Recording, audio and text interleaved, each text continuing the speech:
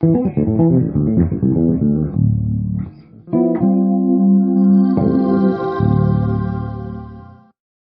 my studies with Charlie Banakis and Gary Dial, I've come to realize that there's four main disciplines that'll help to enhance your ability to improvise over a set of chord changes. These four disciplines include: learn the given concept, be it rhythmic, melodic, or harmonic. Practice exercises to acclimate yourself to that given concept. Learn to hear the concept through a series of ear training drills, and then learn to compose lines over jazz standards using the concepts that you're currently working on. The writing of lines is one of the most overlooked and underrated elements within music education today, but this step is the most important. When learning any new improvisational concept, the goal should be to internalize the concept so that you can improvise with it at will. You don't get this from practicing exercises alone. The idea of composing lines over tunes is so that you can continue to do this until the standard of your improvisations equals the standard of your composed lines. Once you've achieved that, you'd want to move on to the next concept to study. One of these concepts that I'm talking about is called four-note melodic cells. These are comprised of chord tones, scale passing tones, diatonic approach notes, and chromatic approach notes. With that said, in these four-note melodic cells, chord tones are used more than the other elements. What we're going to do today is to take a look at four different four-note melodic cells and then learn how to practice these both melodically and rhythmically, as well as applying this to 5 different chord types. We're then going to round this off by learning how to write your own solo using these ideas over a jazz standard. Now, before we get started, to make this easier for you, I want you to go over to my YouTube store page and buy the accompanying mini ebook. The link is in the description box below. This is a 9-page PDF document that has all of the exercises written out along with the solo and a complete analysis and breakdown of what we're doing today in this lesson. This accompanying book will give you at least 6 months worth of hard work. So let's take a look at these four-note melodic cells that we have. The first one is going to start from the root, and it's going to descend down to the 5th, then it's going to go to 4, and then it's going to go to 3. And what I'm doing this over on the first chord is I'm going to take a C minor major 7th chord, which is the root, flat 3, 5, natural 7. And then I'm just going to run all these over this, and then I'm going to take it through a couple of different chord types as well. So that's the first pattern. Root, 5, 4, flat 3. So it's probably going to be helpful to think of these a little bit more generically, so then I can, at a quicker pace, sort of apply this to the different chord types. Now, with that said, you got to know what the formula is for each of the chords. So this isn't really a beginner's lesson. This is more intermediate, sort of bordering on, advanced intermediate type of thing. So the second one is going to start on the 3, and then it's going to go to the 7, then 6, and then the 5. So 3, 7, 6, 5. Okay. The third one is 3, 2, root, then back to the 3. So we have this. And then the last one is 5, flat 5, 4, and then back to the 5. So the first one is this, the second one, the third one, and then the fourth one. Now, it's a given that you can kind of just string these ideas together. So you could play one after the other, so you'd have a bit of a longer line. But what we're going to do this is put each one of these melodic cells under a rhythmic treatment. So it's kind of a given that you can link them together, and that's really cool too.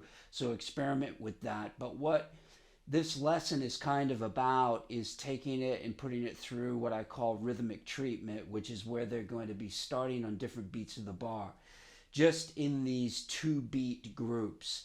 So if I then go to apply these 4 patterns over the minor 7th chord, then this is what I've got. The first one's the same, and this is really important to understand commonalities between chords.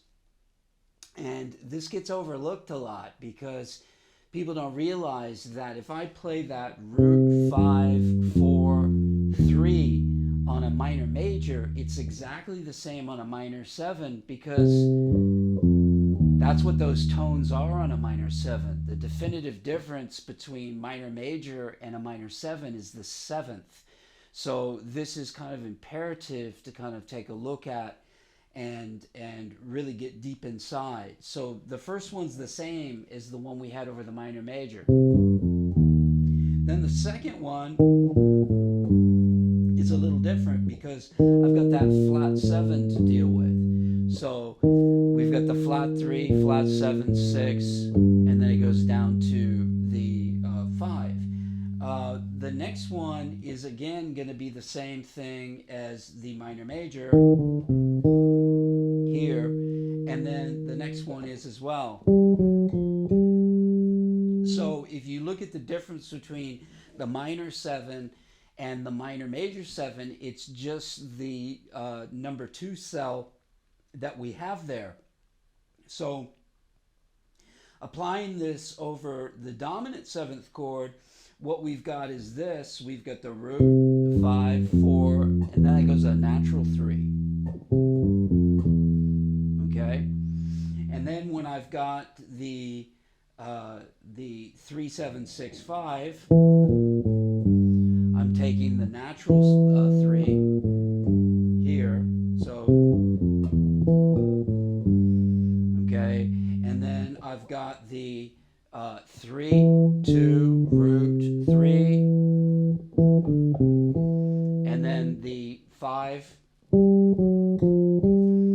5, flat 5, 4, 5 pattern there. So again,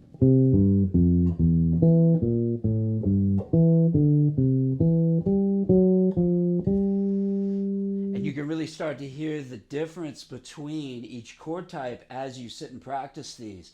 A big part of ear training occurs right here. Okay, a lot of people think, oh, I've got to get an ear training tape or an ear training book and then just compartmentalize those exercises all the time. I'm not saying that's bad, but a huge part of ear training that's missed is when you're practicing these type of things and really paying attention to what those sounds and the differences between the sounds of the different chords, especially when you're playing these type of melodic cell patterns. So if we move on to the major 7, again, the first one's going to be the same as the dominant because I get the root, 5, 4, 3. Those are the same notes that occur over the major chord, okay? Then I've got the 3, 7, 6, 5. So here it's that 7, which gives you the real difference between the dominant 7 and the major 7. And then the cell number 3 is going to be the same as the major 1. I've got the 3, 2, root 3. And then the last one will be the same as well. So I've got the 5, flat 5, 4, 5. So again, you want to go through these and you want to make notes on your PDF download about, you know, which ones are the same and which ones are different. This is going to be very useful for you as you go through this. And, you know, it enables you to kind of really start to understand the concept of common tones between chords doing this too.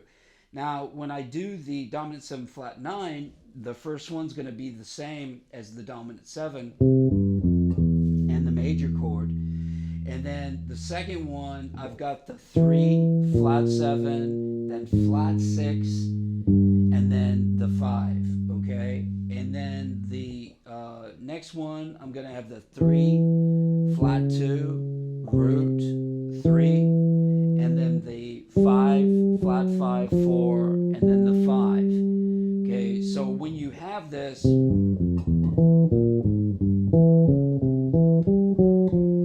really start to hear that sort of angularity of that dominant 7 chord flat 9. What scale that I'm using over that would be the Mixolydian flat 2 flat 6. So you've got this sort of sound that you're imposing over that. There's other choices that you can use on these different altered dominance chords, but we've just chosen one to get started with. So that's kind of a good thing. And also, the sound, including the flat 9 and that flat 6, really does bring out a nice altered sort of dominant chord that's sort of pointing towards some kind of a minor chord resolution. And that's what we really want to look for, because the tune that we're going to be applying this stuff over has a little bit of that in it. So go through these initially. Once you get these down over all the 5 chords, then what I want you to do is practice it in every key. Okay, so after you've gone through putting these over all the different 5 chords and gone through all the different keys, what I want you to do is start to put these through what I call the rhythmic treatment. And basically what we're doing here is we have 8 different variations. The first one is going to start on the and of 4 from the bar before into the downbeat. The second one is going to start on beat 1. The third one is going to start on the and of beat 1. The next one starts on beat 2. The next one on the and of beat 2. The one following that is on beat 3. Number 7 is on the and of beat 3. And then 8 is on beat 4. That's all the different points that you can start this group of 4 notes on. And it's will really kind of get you started in being able to hear how to move around and manipulate these type of rhythms. So if you take in your book exercise 2, what I'm doing is taking the minor major 7 chord, and we are playing the first cell over this. So I've got something like this: 1, 2, 3, 4, 1, 2, 3, 4, 1, 2, 3, 4, 1 and 2 and 3, 4, 1, 2, 3, 4, 1, 2 and 3 and 4, 1, 2, 3, 4, 1, 2, 3 and 4 and 1, 3, 4 and 1 and 2, 3, 4. Okay, so really important that you count. And notice how I'm just going through each one of these bars, starting on the and of 4, then beat 1, then the and of 1, then beat 2, then the and of 2, then beat 3, then the and of 3, and then beat 4.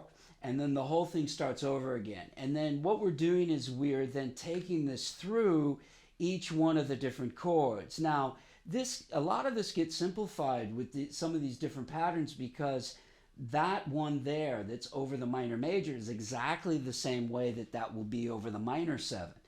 When you then get to the dominant 7, you're just changing one note because it goes into the E natural. Okay, so what I want you to do is start off by just taking this first cell, and I want you to go through, it's all in the book, I've written it out over every single chord type, and I want you to practice through that, and once you get comfortable with that, then take that through the keys.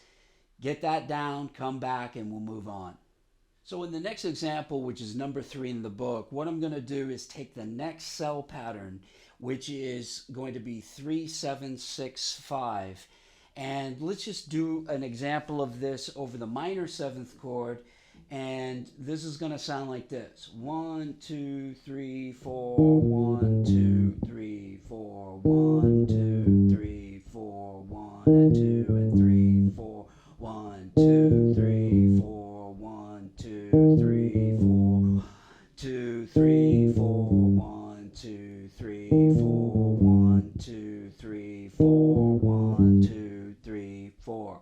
Okay, so again, I can't stress the importance of counting with this, so you're in control of where you're actually moving these rhythmic phrases when you're moving across the beat. So the next phase of what you want to do is you want to apply this to all the chord types. It's all written out in your PDF book.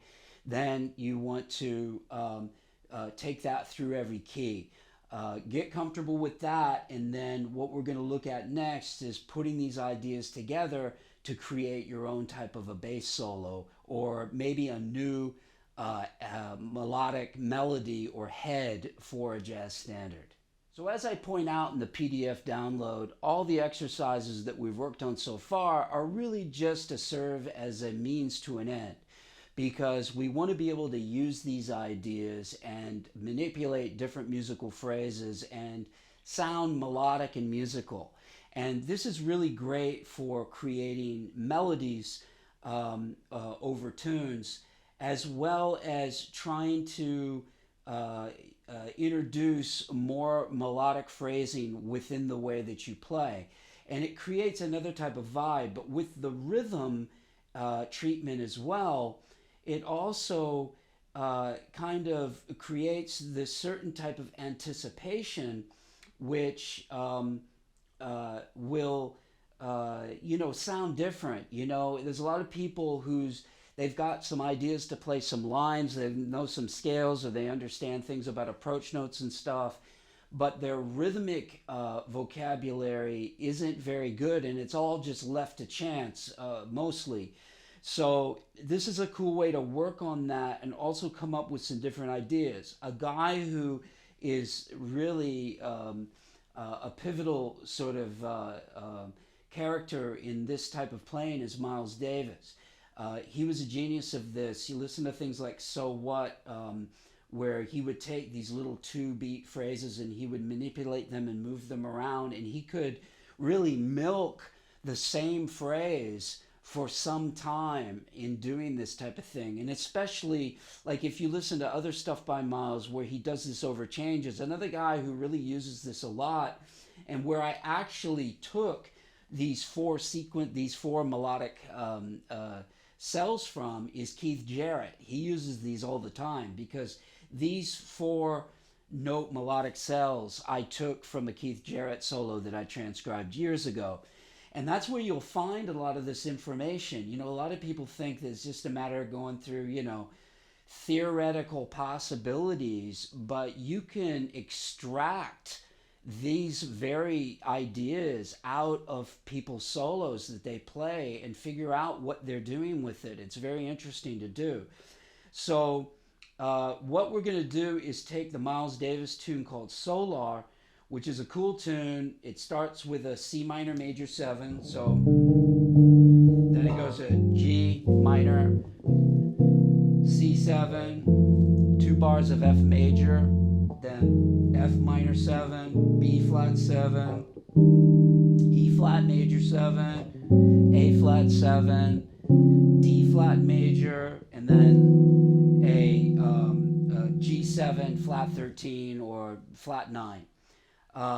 And what we're going to do is we're going to take these exact phrases, and if you look at the solo in the book, I've basically written it down the octave. So we're going to play this up the octave. So this is going to go like this, and you can see basically how I've labeled it. I'm going between the melodic cell number 1 and 2 for the first 8 bars, and then in the last 4 bars I use 3 and 4 for 2 bars.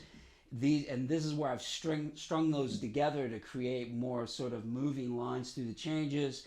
And then in the last 2 bars I go back to 1 and 2. So it's very simple, and it's still very much kind of an academic exercise in a sense. But this is the type of work that will really start to take your playing to another place, and you can really start to understand how some of this stuff works. So I'm just going to play it through real slow, and I'm going to count it, and then I'm going to play it with a track so you can hear it in context. So 1, 2, 3, 4, 1, 2, 3, 4, 1, 2, 3, 4, 1, 2, 3, 4, 1, 2, 3, 4, 1, 2, 3, 4, 1, 2, 3, 4, 1, 2, 3, 4, 2, 3, 4, 1, 2, 3, 4, 1, 2, 3, 4, 2, 3, 4. this and go through this. What's really cool, I got this idea of starting this like on the end of 3, because if you listen to like tunes like Donna Lee, they start like on beat 3, and often people get thrown with that sort of thing, and they think that that's like played on the bar before the downbeat of the first bar of the tune, so it can kind of throw some people in a way. So it's different, and it kind of challenges people to listen to this a little bit, and it's kind of cool. So it's like you kind of listen, whoa, what was that, so that's where I kind of started it there, and I've just kind of moved it around. You can see I've gone from the motific pattern 1 to 2, 1 to 2. I keep changing it around, and you can really hear these changes. So check out what I'm playing here in this track, where you can hear with the drums and some chords behind it, and then come back and we'll do an after action review.